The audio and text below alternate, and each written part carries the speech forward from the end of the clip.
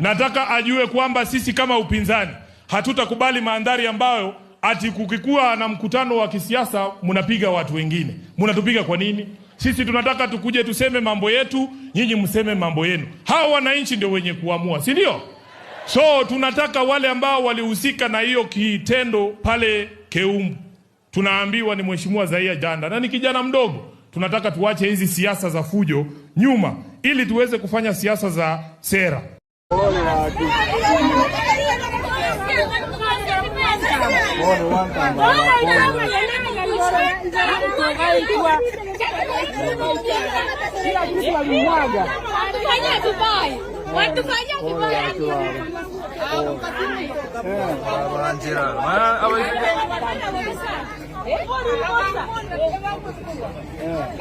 One time, Baba.